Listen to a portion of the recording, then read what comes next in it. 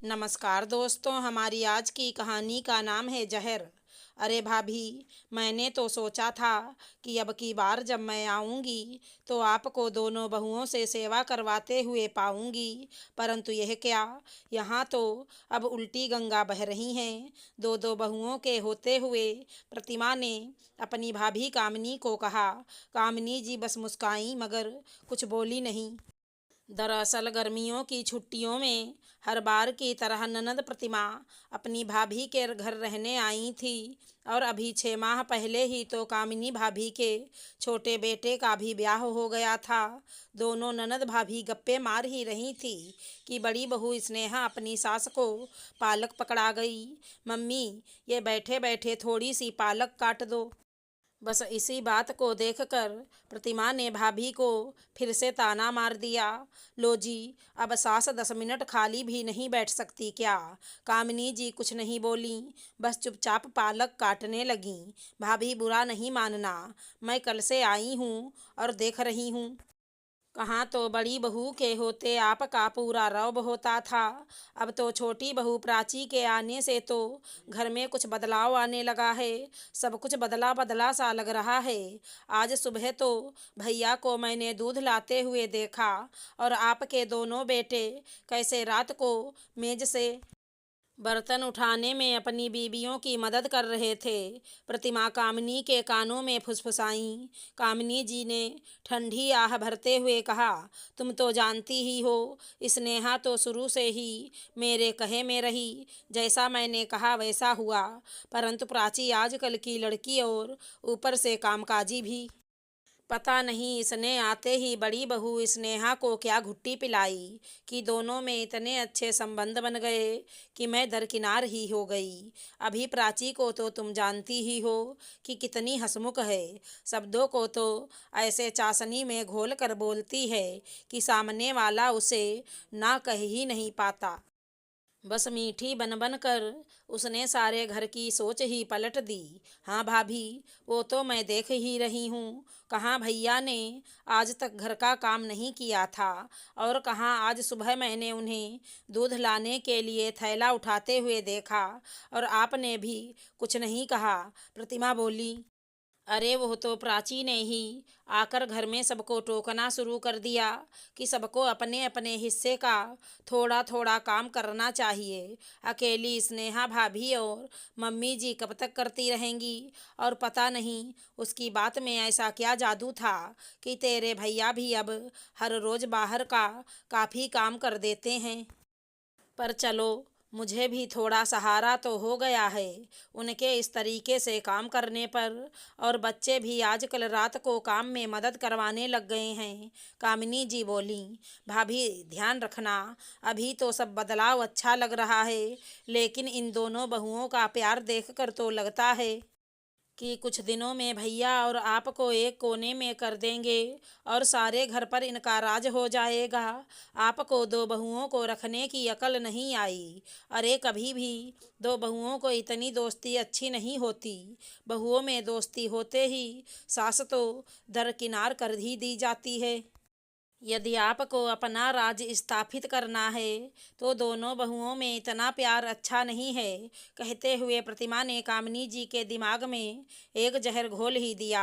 छोटी, बात तो तू सही कह रही है, यह बदलाव तो मैं भी देख रही हूँ। स्नेहा तो बिल्कुल ही पूरी तरह बदल गई है। कहाँ छोटी से छोटी बात के लिए मेरी स्वीकृति की इंतजार करती थी, पर आजकल कुछ ज़्यादा ही आत्मविश्वास के साथ मुझसे बात करने लगी है। परंतु तुझे तो पता है, मुझे यह सब कुछ नहीं आता। कामिनी जी ने उत्तर दिया, अरे आप चिंता नहीं करो भाभी, मैं हूं ना। आपको बिल्कुल भी घबराने की ज़रूरत नहीं है। आप देखिए मेरा कमाल। प्रतिमा ने कुटिलता से मुस्कुराते हुए कहा। बस जैसे ही अगले दिन प्राची काम पर गई, प्रतिमा अपने काम में लग गई। स्नेहा बहू, तुम्हें क्या बोलूं, सारा दिन अकेले लगी रहती हैं। कम से कम प्राची को भी तो बोला करो काम करने को। छुटपुट मदद करा कर निकल जाती है, और खुद तो वहां जाकर दफ्तर में आराम से टांग पर टांग फैलाकर बैठी होगी। और तू यहाँ सारा दिन घर के काम में लगी रहती है। आखिर तेरे को भी तो कुछ समय घूमने फिरने का, बाहर निकलने का मिलना चाहिए। तुम ऐसा किया करो, जब एक दिन उसकी छुट्टी होती है तो तुम अपना घूमने निकल जाया करो और सारे घर का काम उस पर छोड़ दिया करो। नहीं नहीं बुआ जी, ऐसा कुछ नहीं है। हम दोनों मिलकर काम कर लेते हैं और पहले भी तो सारा काम मैं खुद ही करती थी। कोई बात नहीं, मुस्कुराते हुए स्नेहा ने जवाब दिया। पूरा दिन स्नेहा के कान इसी तरह प्रतिमा जी छोटी छोटी बातों से भरती रहीं। जानती थी कि औरत है, आज ना सही पर 2 दिनों में उसके दिमाग में यह बात आ ही जाएगी और इस बात को बड़ा बनते देर नहीं लगेगी। जैसे ही शाम को प्राची घर में घुसी और घुसते ही पर्स रख अपने कमरे में फ्रेश होने चली गई तो फिर प्रतिमा जी ने उसके कान भर दिए। देखो आ गई महारानी, अब उसको चाय भी दो और सब कुछ करो। अपने हिस्से का काम तो उसने घर के आदमियों को दे रखा है।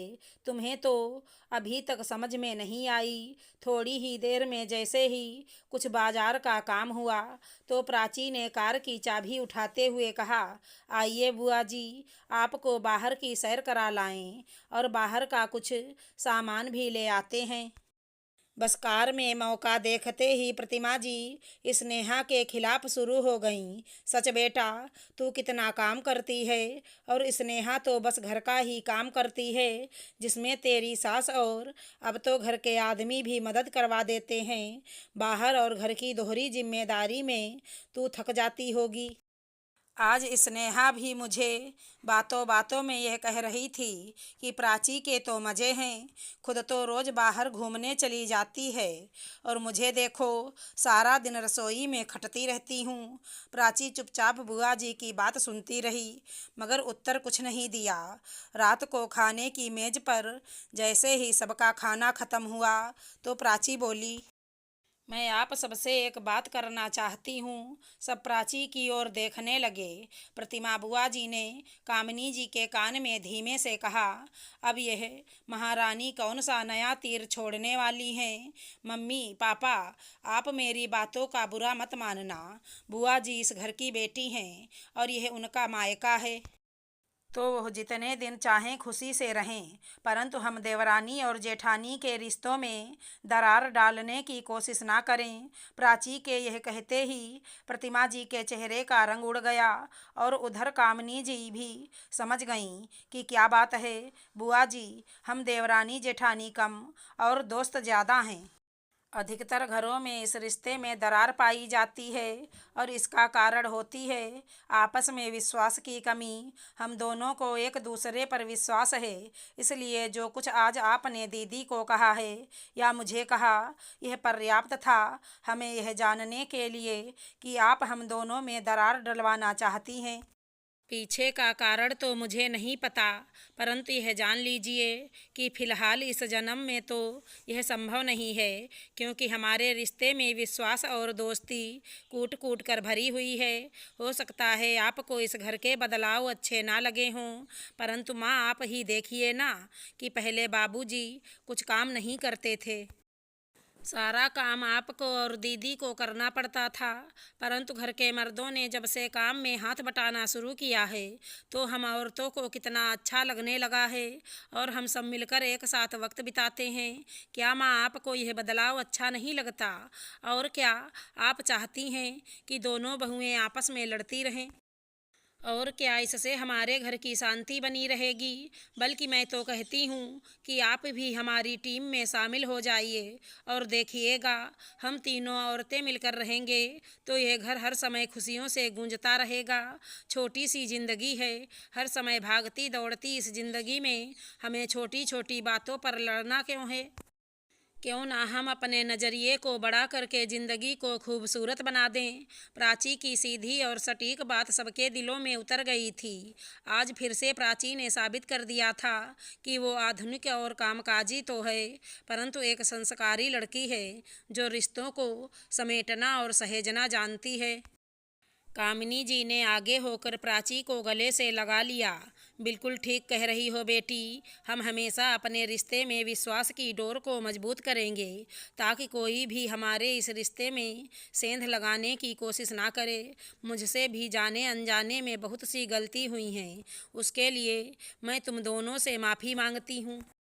प्रतिमा जी की आंखें नम थी, परंतु आज उन्हें जिंदगी का एक नया सबक मिल गया था। इतने में बाबूजी जोर से बोले, चलो बस जी, बहुत हो गया यह औरतों का ड्रामा। लाओ भाई, कुछ मीठा लाओ अब। आशा करती हूँ हमारी कहानी अच्छी लगी होगी। धन्यवाद दोस्तों।